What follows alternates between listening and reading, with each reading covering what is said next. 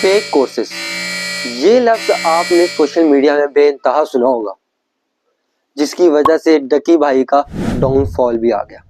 डकी भाई के हजारों नहीं लाखों सब्सक्राइबर्स सिर्फ एक दिन में गिर गए। 150 सब्सक्राइबर्स, ये कोई स्मॉल अमाउंट नहीं होती, लेकिन ऐसा क्या हुआ कि ये एकदम ये सब्सक्राइबर्स गिरना शुरू हो गए। जहां पर डकी भाई के 9 मिलियन पर जाने लगे थे, एकदम 7 मिलियन पर क्यों पहुंचने वाले हैं? ऐसा क्या हुआ? और यहाँ पर ये क्यों सोशल मीडिया में फेक कोर्सेज हर जगह फैला हुआ?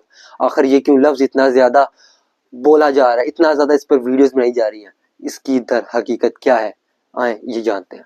फेक कोर्सेज, असल में ये फेक कोर्सेज क्या है? ये वो कोर्सेज हैं जैसे YouTube, TikTok, e commerce, Shopify वगैरह की कोर्सेज हैं। इन कोर्सेज को सेल किया जाता है, और जब इन कोर्सेज को सेल किया जाता है, इन कोर्सेज से जो इनकम कमाई जाती है वो हजारों नहीं, लाखों नहीं, वो करोड़ों रुपए में होती है।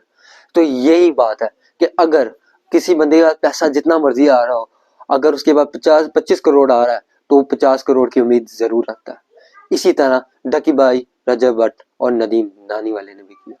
नदीम नानी वाला यहाँ पर एक मेन कैरेक्टर था।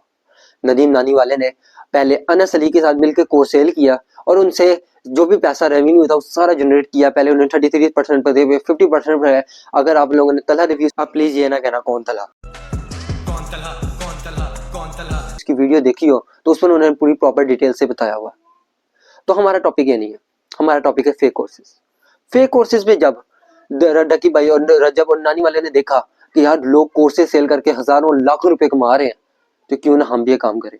नानी वाले ने जब अनस अली को छोड़ा तो उसके बाद उन्होंने प्लान किया कि अगर मैं अकेला ये कोर्सेज सेल करने लग गया तो मेरे कोर्स कोई नहीं खरीदेगा, मेरा ये फ्लॉप चला जाएगा, ये फ्रॉड। तो उन्होंने सोचा क्यों ना पाकिस्तान के जो सबसे ज्यादा बड़े यूट्यूबर्स हैं, जो सबसे ज्यादा देखे जाने वाले यूट्यूबर्स हैं, उनको चुना जाए। नदीम नानी वाले ने चुना रजब और डकी को। ये वो यूट्यूबर्स थे जिनको सबसे ज्यादा देखा जा रहा था यूट्यूब पर, सबसे ज्यादा लाइक, शेयर, सब्सक्राइब जो भी था वो किया जा रहा था। तो नदीम नानी वाला ने इनको चूज किया, इनको साथ मिलाया और इनको कहा कि 33% पर डन करते हैं और एक कोर्स से सेल करते हैं, जिस पर इन्होंने e commerce, Shopify, YouTube, TikTok और पता नहीं क्या क्या था जो इन्होंने सेल करना था।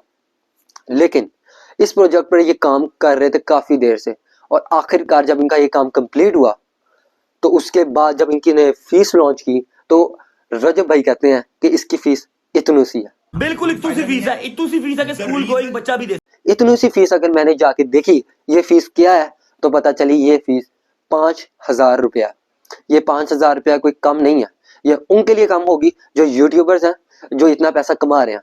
आपने जो लॉन्च किया है कोर्स, ये आपके लिए कम होगी, ये बाकियों के लिए या हम जैसे लोगों के लिए कम नहीं है। क्योंकि 5,000, कुछ लोग ऐसे होते हैं जो पूरे साल में 5,000 रुपये अपने पॉकेट मनी से जमा करते हैं। आप कह रहे हैं कि स्कूल गोइंग बच्चा भी दे सकता है, ये पॉसिबल नहीं है। 5,000 हर बंदे के लिए अफोर्डेबल नहीं होता। चले ये 5,000 उन्होंने अपने हिसाब से जितना मिनिमम रख सकते थे उन्होंने रखा, हम लोग इसको भी छोड़ देते हैं। आगे उन्होंने जो अपनी वेबसाइट बनाई वो बनाई इलाइट ग्रुप के नाम से। ये इलाइट ग्रुप के नाम से उन्होंने जब अपनी वेबसाइट बनाई तो उसमें जो शॉपिफाई और ये जो यूट्यूब और ये सब कुछ टिकटॉक वगैरह का बताया जा रहा था, उसमें ये खुद आए थे वीडियोस में और लोगों को बता रहे थे कि किस तरीके से आपने ये तरीकाकार होता है कि आपने शॉपिफाई या अपना जो यूट्यूब वगैरह किस तरह आपने करना। इन्होंने जब देखा कि हमारे एक साल में इतनी इनकम जनरेट हो रही है तो इन्होंने कहा कि अब हमें इससे ज्यादा भी जनरेट करनी है। इन्होंने अपने कोर्सेज लॉन्च कर दिए। अब देखें शॉपिफाई का कोर्स लॉन्च किया। जब डकी भाई, इसमें मैंने देखा कि डकी भाई बता रहे हैं कि भाई कोर्सेज किस तरह करने हैं, क्या तरीकाकार है। तो भाई अगर एक बंदे को पता ही नहीं है कि स्टोर बनाना कैसे है, वो काम ये शॉपिफाई का करता ही नहीं है, तो वो कैसे बंदे को बता सकता है हाँ भाई ये काम करो? आप कैसे बता सकता है? बात सोचने वाली है ना, कैसे बता सकता है भाई? वहां पर वो जो स्टोर बनाना चाह रहे हैं, अगर आपने तला रिव्यूज की एक लेटेस्ट वाली वीडियो देखी हो तो उसमें जिसमें तला रिव्यूज बता रहे हैं कि ये उन्होंने एक्सपोज किया है इनकी वीडियोस को, जहां पर वो शॉपिफाई का बता रहे हैं कि वो तला रिव्यूज ने बताया कि अगर इस किस्म का स्टोर होगा तो वो स्टोर कभी चलेगा ही नहीं, कभी आपको कोई ऑर्डर आएगा ही नहीं, कोई कस्टमर आएगा ही नहीं। चले मान लिया कि ये यूट्यूब जो है ये खुद करते हैं, ये लोगों को बता सकते हैं, ये अपना कोर्स सेल कर सकते हैं, ठीक है, कोई इशू नहीं है। लेकिन अगर हम लोग जब बात करते हैं कि अब शॉपिफाई स्टोर का, ये स्टोर किस तरीके से बनाना है, और किस तरीके से काम करना है। अगर देखें, अगर कोई बंदा, अगर मुझे नहीं पता कोई घर किस तरीके से बनाया जाता है, तो मैं कैसे किसी को बताऊंगा कि यार इस तरीके से बनाओ इस घर को, मैं नहीं बताऊंगा। मैं उसको एडवाइस बिल्कुल भी नहीं दूंगा, उसको मैं कहूंगा कि जी मुझे नहीं पता इस बारे में, आप किसी और से मशवरा ले लो। लेकिन यहाँ पर इन्होंने करने थे कोर्स सेल, इन्होंने कमाना था पैसा, पैसे की लत, जितना मर्जी पैसा हो, पैसा कम ही लगता है। इस वजह से इन्होंने पैसा कमाने का जब तरीकाकार देखा कि लोग कोर्सेज सेल करके पैसा कमा रहे हैं, तो इन्होंने कहा हम भी कोर्स सेल करते हैं। ये पैसा जो है ये बहुत गंदी चीज़ है, अगर किसी को इसकी आदत पड़ जाए तो ये बहुत ज़्यादा गंदी चीज़ है। इसमें मेन बंदा नदीम नानी वाला है। लेकिन एट द एंड मैं आप लोगों को यही कहना चाहूँगा कि ये कोर्सेज बिल्कुल भी फ़ायदेमंद नहीं है, इन कोर्सेज को ना खरीदा जाए, ठीक है। लेकिन अगर आप लोग फिर भी चाहते हैं कि इन कोर्सेज को खरीदें हम, तो एज़ यू विश, आपकी मर्ज़ी है, आप इनको कोर्स खरीदना चाहते हैं तो खरीद लें। अगर आपको मेरी बात कोई बुरी लगी हो तो उसके लिए माजरत, अपनी राय का कमेंट सेक्शन ज़रूर कीजिएगा। शुक्रिया।